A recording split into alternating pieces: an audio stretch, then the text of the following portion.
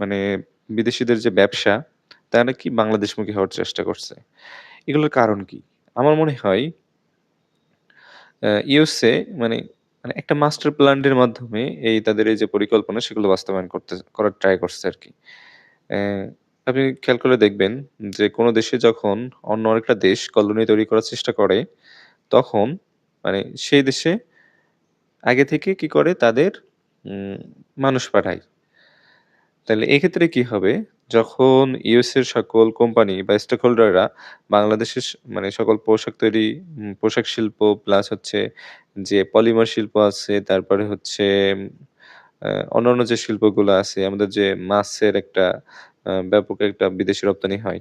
এগুলোতে যখন তারা পুরোপুরি ফিক্সড হয়ে যাবে এবং মানে তারাই ইনভেস্ট করবে শুধুমাত্র, তখন একটা সময় পরে গিয়ে মানে গভর্নমেন্ট দেখবে যে তারা ছাড়া অন্য কেউ নেই। মানে কি? তাদের কথা শুনতে গভর্নমেন্ট বাধ্য। এটাও কিন্তু একটা পলিসি। মানে আপনি অন্যান্যভাবে খুব সহজে দখল করে নিবেন যুদ্ধে অস্ত্রের মাধ্যমে। তা না করে কি করল?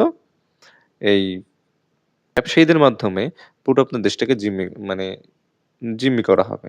এবং তারা যা বলবে বাংলাদেশের গভর্নমেন্ট যেই আসুক না কেন সেটা শুনতে বাধ্য। আমার মনে হয় ইউএসএ এই মাস্টার প্ল্যান এর মাধ্যমে মানে সামনের দিকে আগাচ্ছে। যাতে মানে তারা খুব সহজে বাংলাদেশে এনরোল করতে পারে। মানে এটা আমার একটা ধারণা।